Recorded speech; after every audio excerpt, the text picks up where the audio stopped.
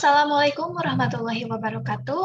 Kembali lagi bersama saya, Sinta Ratna Yudi Hapsari, dari Program Studi Perpustakaan dan Sains Informasi 2020 Universitas Pendidikan Indonesia. Pada kesempatan kali ini, masih dengan penggunaan aplikasi SPSS, saya akan melakukan simulasi uji C kuadrat dengan aplikasi SPSS. Sebelum ke tahapannya, mari kita bahas terlebih dahulu konsep dasar dari uji C kuadrat ini. Uji C kuadrat merupakan uji yang dilakukan untuk mengetahui hubungan antara variabel yang terdapat pada baris dan kolom. Jenis data yang digunakan berbentuk data kategori atau data frekuensi. Adapun dasar pengambilan keputusan dari uji C kuadrat ini ada dua, yakni yang pertama nilai asymptotic significance kurang dari 0,05, maka dinyatakan terdapat hubungan yang signifikan antara baris dan kolom.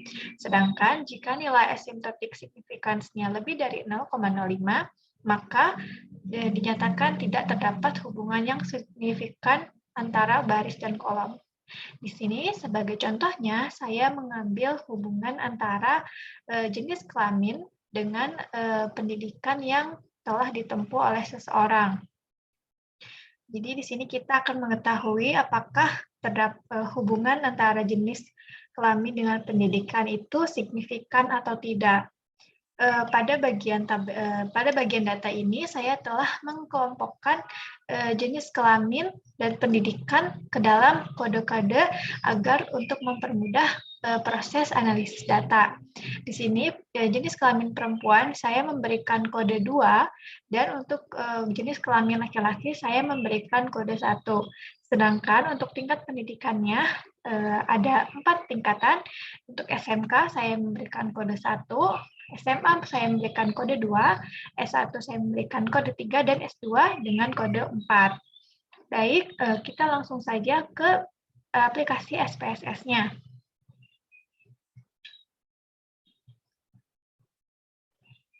Di aplikasi SPSS, kita dapat langsung meng-copy-paste data kode dari jenis kelamin dan juga kode dari pendidikan yang telah ditempuh. Di sini saya menggunakan sebanyak 30 data. Baik, di sini jenis kelamin berperan sebagai variabel yang pertama dimasukkan.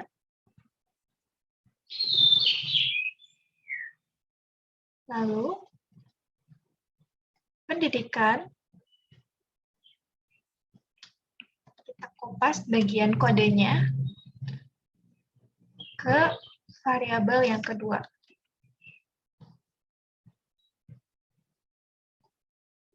Setelah itu, kita dapat mengedit judul dari variabel-variabel ini di tab variabel view. Di sini dapat kita beri nama. Untuk yang pertama itu jenis kelamin atau gender sebagai contoh. Kemudian ada pendidikan untuk yang variabel kedua. Di sini desimalnya dapat kita ubah jika ingin 0. Dan untuk labelnya gender, kita bisa memasukkan nama jenis kelamin. Dan untuk pendidikan adalah tingkat pendidikan. Untuk values, seperti yang kita tahu sebelumnya bahwa pada gender atau jenis kelamin terdapat 2 kode. Yang pertama kita masukkan terlebih dahulu, yaitu kode yang pertama yaitu 1, itu untuk laki-laki. Lalu kita tambahkan dengan mengklik add, dan kode yang kedua yaitu untuk perempuan. Kita klik add dan oke. Itu untuk jenis kelamin. Selanjutnya untuk tingkat pendidikan, sebelumnya disebutkan ada 4, maka kita memasukkan 4 values. Di mana values yang 1 itu merupakan SMK, kita add. Values 2 itu SMA, kita add lagi. Value 3 itu S1. Dan value 4 itu S2. Setelah selesai, kita klik OK. Maka setelah selesai variable view ini, kita dapat kembali ke tab data view. Lanjut, kita lakukan analisis data dari kedua variabel ini. Yang pertama, kita klik Analyze, kemudian kita klik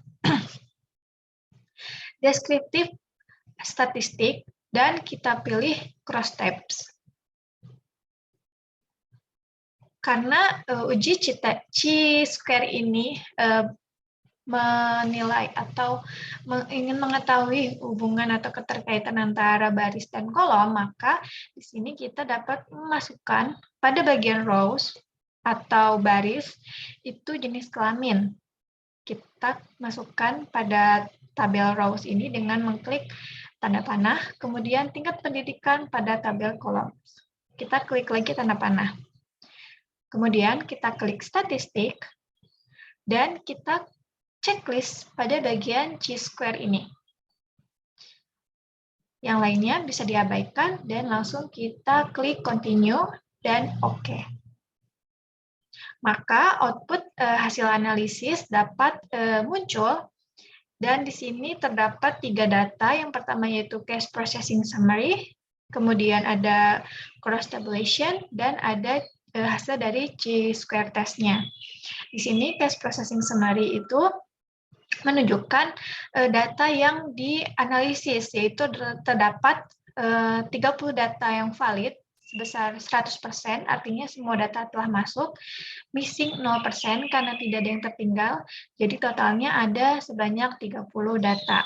Kemudian di sini ada cross tabulation. Di sini dijabarkan bahwa dari laki-laki ada 5 orang yang lulusan SMK, kemudian 1 orang SMA, 5 orang S1, 4 orang S2 dengan total sebanyak 15 data dari jenis kelamin laki-laki. Sedangkan untuk perempuan, lulusan SMK sebanyak 0, SMA 3 orang, S1 8 orang, dan S2 4 orang. Totalnya sama, ada 15 orang atau 15 data, sehingga diperoleh data totalnya seperti yang telah tampak di layar. Kemudian kita ke bagian hasil dari pengujian chi-square. Kita kembali ke konsep sebelumnya untuk melihat dasar pengambilan keputusan, di mana di sini dasar pengambilan keputusan dari uji chi kuadrat itu berdasarkan nilai asimptotik signifikan. Di sini ada kolom asimptotik signifikan. Kita dapat lihat Pearson chi-square bahwa nilai dari asimptotik signifikan ini sebesar 0,082, yang artinya 0,082 ini lebih dari 0,05. Maka dapat disimpulkan bahwa hubungan antara jenis kelamin dengan tingkat pendidikan tidak terdapat hubungan yang signifikan. Ini juga dapat dilihat pada kenyataannya bahwa tingkat pendidikan itu tidak memandang gender atau jenis kelamin seseorang. Laki-laki maupun perempuan memiliki kesempatan yang sama untuk menempuh pendidikan setinggi-tingginya. Seperti itu. Jadi,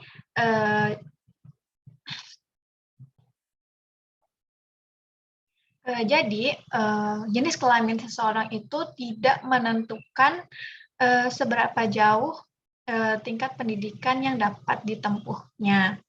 Sekian dari saya yang dapat saya sampaikan mengenai uji chi kuadrat ini, atau bisa juga disebut dengan uji chi-square.